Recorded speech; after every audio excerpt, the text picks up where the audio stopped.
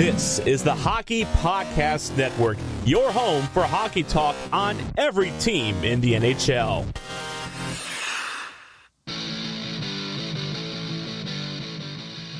Hey, sports fans, Christmas is come and gone and the Super Bowl is quickly approaching. We've seen what our teams are capable of this year, and now it's time to get those last bets in before the big Super Bowl. Will the Ravens be able to get it done? Will Brady and the Patriots get themselves another ring? I bet you have a feeling. Head over to mybookie.ag and make your predictions a reality. MyBookie is one of the most trusted in the industry. If you're looking for a sports book to make your bets for the bowl games, MyBookie is where you want to go. Football not your thing? No worries. MyBookie's got it all, from NBA to NHL to Premier League. They have the fastest payouts, best promotions, and very helpful 24/7 customer service. You could even pool your bets together for bigger payout. Let's say you have a couple big favorites this week. Parlay those wagers. You can bet multiple games together, and if they come through, you win big. MyBookie has more lines, better odds for the player than any other sports book out there.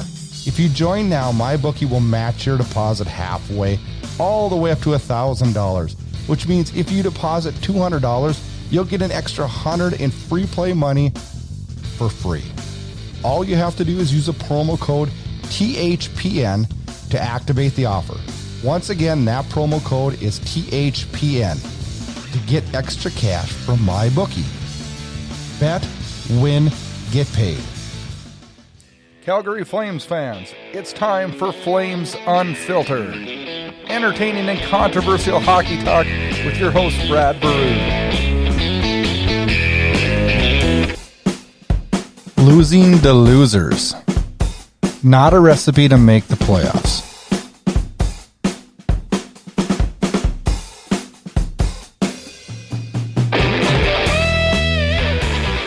Good evening and welcome to another edition of Flames Unfiltered. I am the host of the show, Brad Brood. Episode 38, recorded on January 5th, 2020. It is a Wednesday night and kind of a sad night in Calgary. Tuesday was night's loss, so did it not seem like another season low? We've had like 10 events this year where it's been like, oh, it can't get any worse. This is a low. But against a team that the Sharks that the Flames should easily handle this year, the team lacked emotion and drive again. It did. And even when team captain Giordano goes down with an injury in the second, there's no emotion. There's no pushback. There's no nothing from this team. The third period was a disgrace. What else can happen this season? It seems like it's some every single week. Just when you think what could get worse? We lose to the Sharks then. And I know it's only one game. But to me, this was a really, really bad loss. Just a bad one. It's sad, but we've been waiting for this team to turn a corner all year. And usually around that corner is bad news. Thursday's matchup against Nashville has become more critical than ever. Dare I say must win? Today on the show, we're going to recap Tuesday night's disaster versus San Jose. We'll talk about the Flames having issues with beating other teams below them in the standings. And then we'll move on and talk a little bit more about the numbers. And we're going to get real about it. These numbers don't lie. And it's not a really bright picture. Then I'll move on and give you my take on Milan, Lucic, and also discuss the injury to Mark Giordano and wrap up with some news around the league, a listener question, and preview Thursday night's important battle with the Nashville Predators. We'll briefly look ahead to Hockey Day in Canada matchup that the Flames have with Vancouver in Vancouver on Saturday evening. It's a jam-packed episode of Flames Unfiltered. Make sure you check out the website, flamesunfiltered.com, for all of the past episodes and all kinds of Flames news. Every team, everywhere. The Hockey Podcast Network. Hey, hockey fans. The Hockey Podcast Network is super proud to announce a premiere podcast featuring NHL player and all-around hilarious guy, Terry Ryan. You've heard him on Spittin' Chicklets. That guy is amazing. His show is called Tales with TR, a hockey podcast. You can check that out on the Hockey Podcast Network, iTunes, everywhere you want to get your podcasts. Every team, everywhere. The Hockey Podcast Network.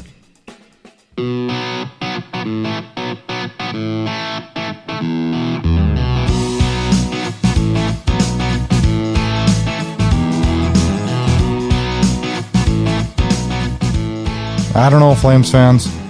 What do we say about this game on Tuesday night? Like, even as a fan, were you just like a little bit like, I don't know, man. It's like we've been so spoiled and so pumped about these Edmonton games and the Battle of Alberta, and there's been so many storylines, so much to talk about, so much of a little bit of everything when it comes to those matchups and stuff. And, you know, now that they're gone and in the past here for a little while, and we have to focus on beating some other teams in our division and in the conference. And I don't know, San Jose coming into town Tuesday night scared the hell out of me. And I guess my feeling was right. First period, no goals scored. Things didn't look terrible, I didn't think. Second period, 59 seconds in. Good news. Johnny Gaudreau scores on the power play. Assist from Lindholm Giordano. That's Gaudreau's 14th on the year. And I thought, okay. Well, then Brett Burns just a couple minutes later at the 3:57 mark ties it up for San Jose. And it seems like at that point right there that, I don't know, emotion was lost. It just seemed like they just, boom, instantly became deflated. 5 minutes later at the 8:02 mark, Evander Kane gets his 20th of the year.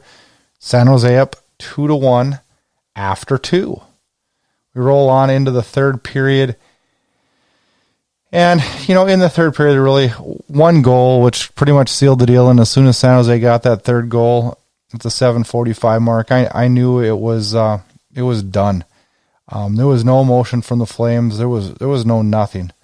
And as disappointing as that is, it's the reality. Calgary had chances in the first period, some chances in the second, and they dissipated drastically in the third. One thing, I guess there was a fight at the 18:08 mark of the first period when Milan Lucic hit Kane. Probably not as hard as everybody thought it was, but everybody seemed to get a little worked up about it.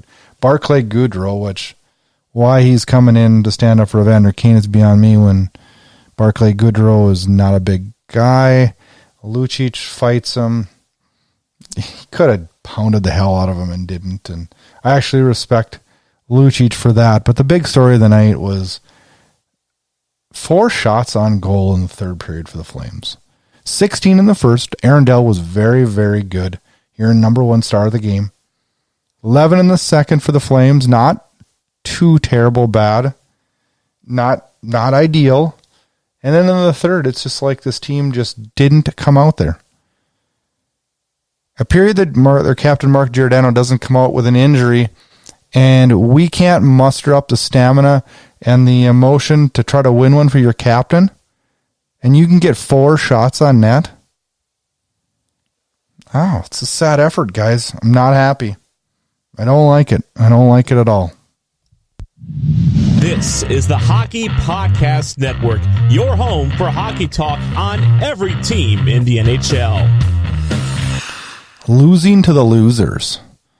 The Flames have been having a hell of a time this year, getting points against teams below them in the standings. And that is not a recipe for success. In October, the Flames lost to LA, San Jose, LA, and Winnipeg. Winnipeg was below them in the standings at the time. They still are. They have been all year. Well, with the exception of maybe a few weeks.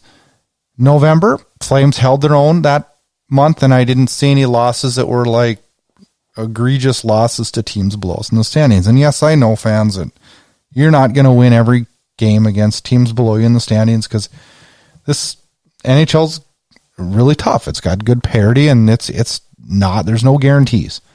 But in December, you lose to Montreal, Minnesota, and Chicago.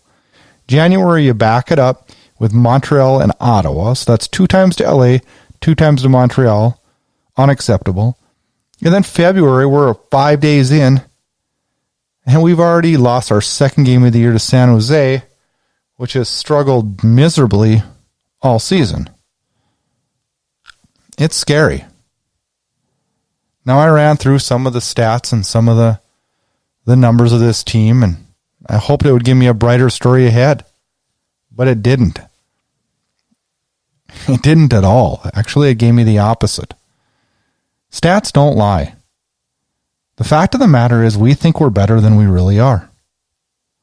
We currently sit 5th in the Pacific, which is pretty sad for a team that won the Western Conference last season. We're a minus 19 in goal differential. We are the only team currently in a playoff spot that has a negative goal differential. And we're not just like 2 or 3 differential. We're 19. I don't think that's even possible to catch that up with a ton of success. And so many of you are like, well, you don't need a high goal differential to make the playoffs. Well, you do. Because we are the only team in a playoff spot that isn't have at least a positive goal differential. It matters. Do you realize that in our 27 wins this year, Flames fans, 6 of them have come in a shootout?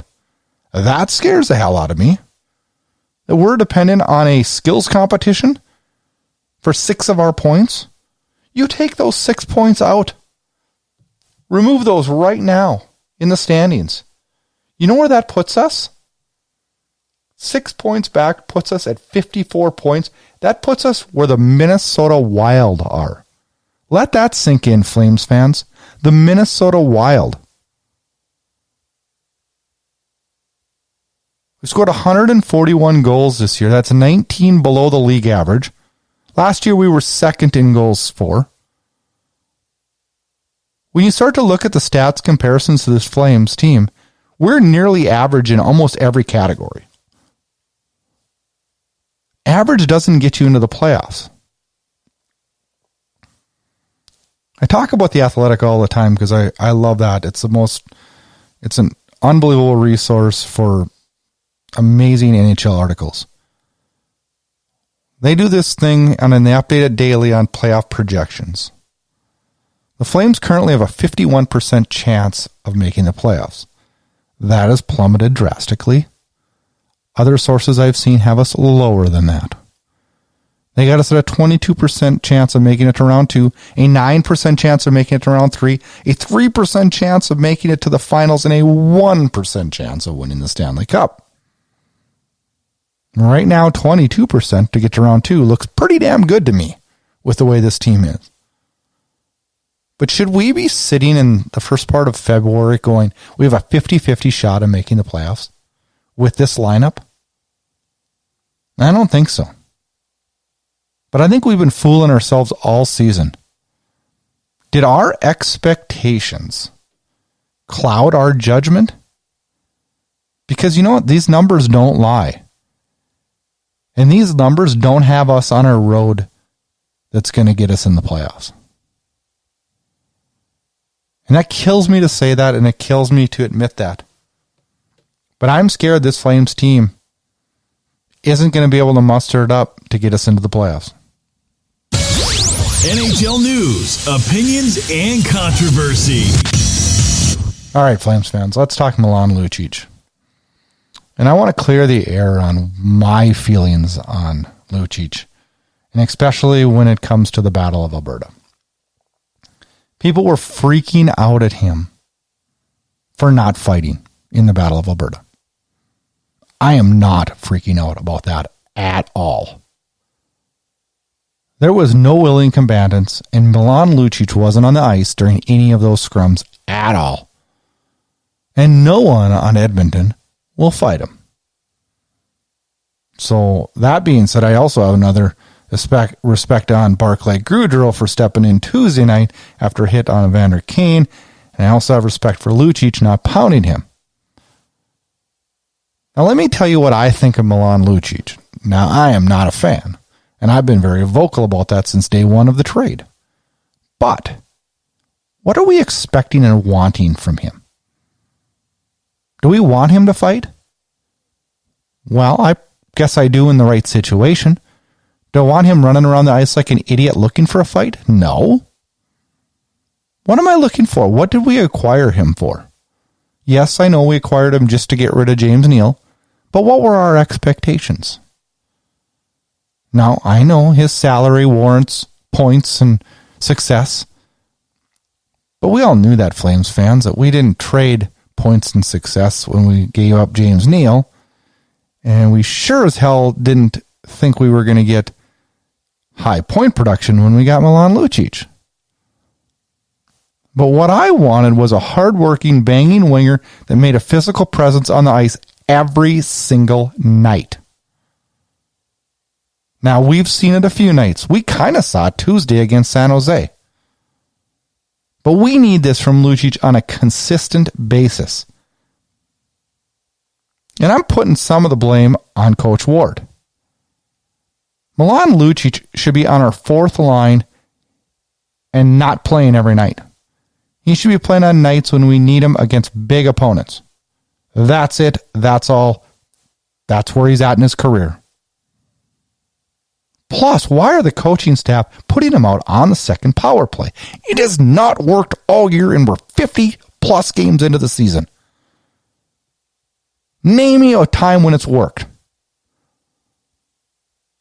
We're damn lucky where we're at on the power play this year. It sure as hell isn't because of our second unit. He needs to be played sparingly in games where we need size, and he needs to be played on the fourth line as a grinder because we know that he can handle that task and handle that task well. Now, it's on him to do it on a consistent basis. But if you think we got a scorer in Lucic and a fighter in Lucic, you're wrong. People won't fight him, and he can't score anymore. That ship has sailed. Now, I'm not even sure if Lucic is capable of being a big-time player in the National Hockey League. Excuse me, not a big-time. What the hell am I talking about? A full-time player in the National Hockey League anymore. But you know what? We need to face facts on this. We need to use him properly. We need to use him sparingly because we cannot escape the mistake we made by acquiring him. We can't. That is done. Inside Edge Hockey News. Bringing you inside the game. If the score on Tuesday night wasn't devastating enough, in our Flames news, we have to talk about something I didn't want to talk about this year. An injury to captain Mark Giordano. Left during the latter parts of the second period Tuesday night against San Jose with a lower body injury, did not return. Scheduled MRI took place today, Wednesday afternoon. Looks like results when we will learn the fate of our captain, Mark Giordano, on Thursday.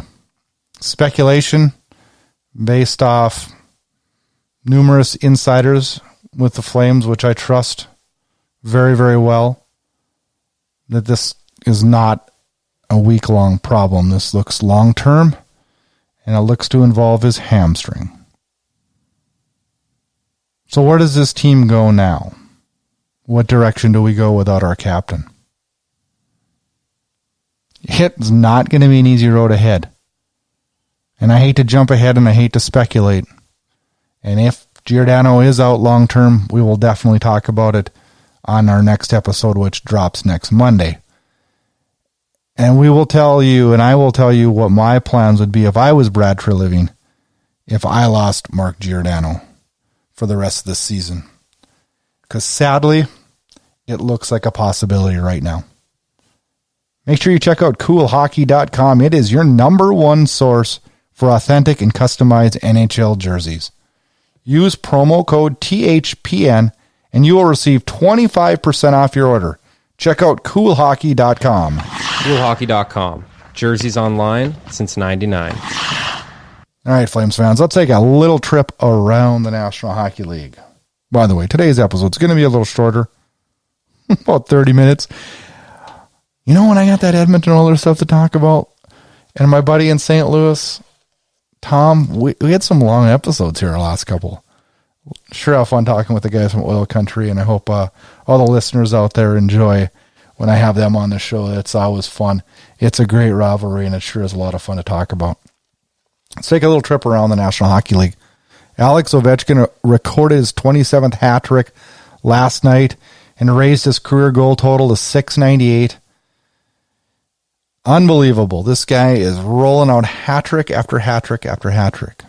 Now he sits at 698 for goals, and Wayne Gretzky sits at 894. Ovechkin is 8th all-time in goal scores. Will he, and is it possible for him to catch the great one, Wayne Gretzky? Well, it's not going to be an easy task in my mind, but it definitely is possible. I have some other counterparts who think it's a whole lot more possible than I do. But you know what? Ovechkin is definitely a primetime scorer and one of the greatest of all time as far as scorers go. Joe Thornton reached his 1,500-point milestone. Unfortunately, that came against the Calgary Flames. He had 2 assists and became the 14th player in NHL history to record 1,500 regular season points. My question is, what happens with Joe Thornton? Is there a possibility that Joe Thornton gets moved at deadline? And even more so, is it a possibility that Joe Thornton lands in Boston? Just a little food for thought.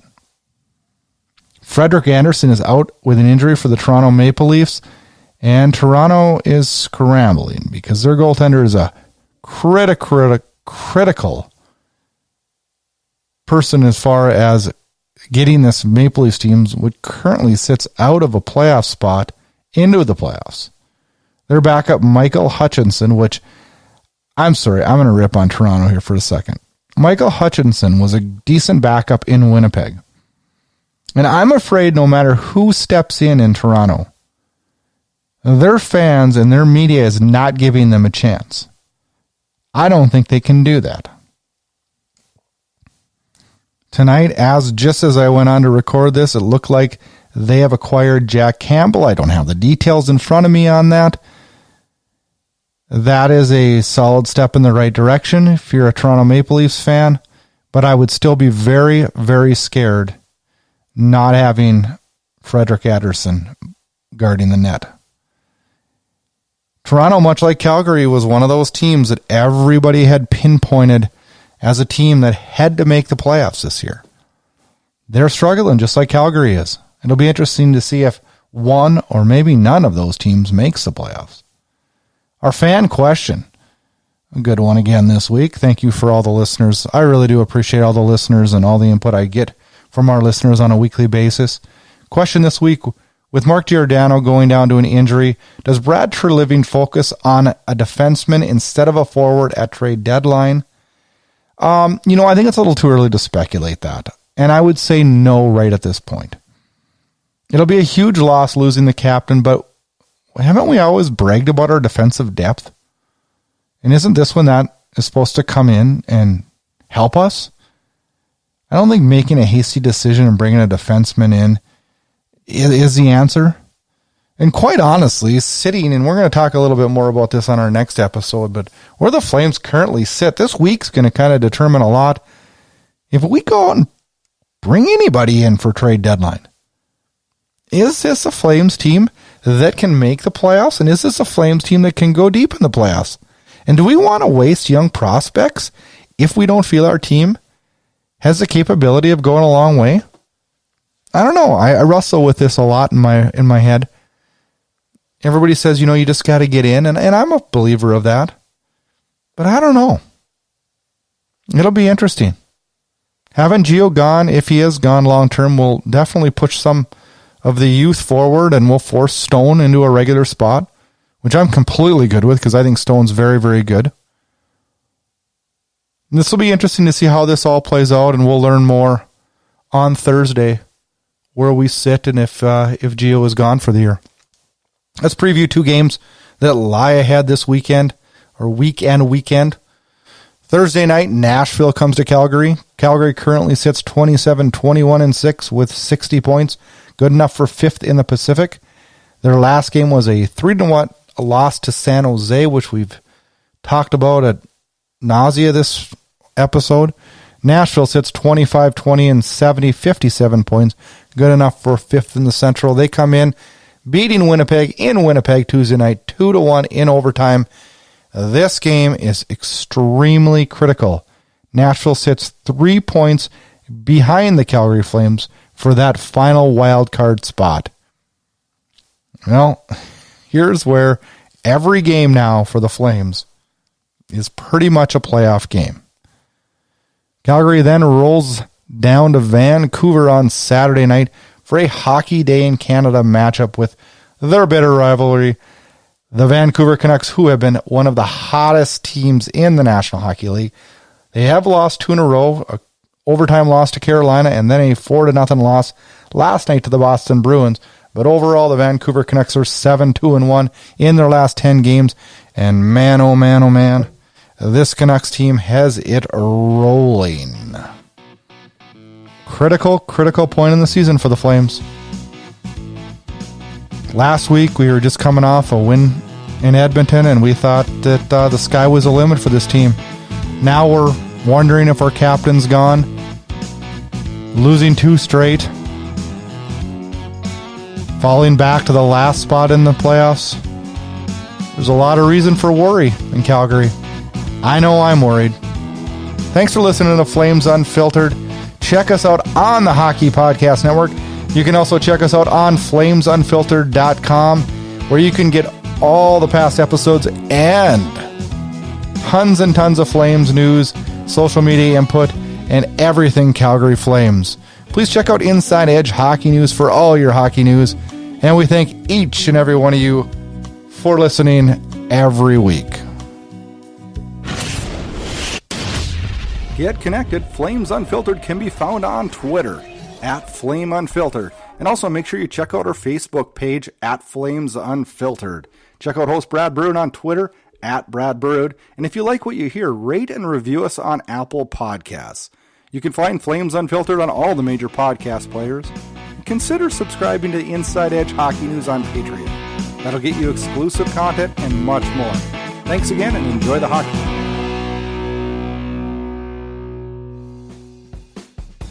Thanks for tuning in to Flames Unfiltered.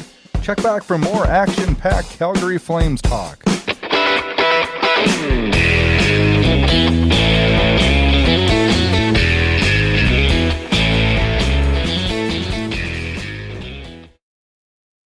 You're listening to the Hockey Podcast Network on Twitter @HockeyPodNet. New episodes every Monday and Thursday. Download at thehockeypodcastnetwork.com or wherever you get your podcasts from.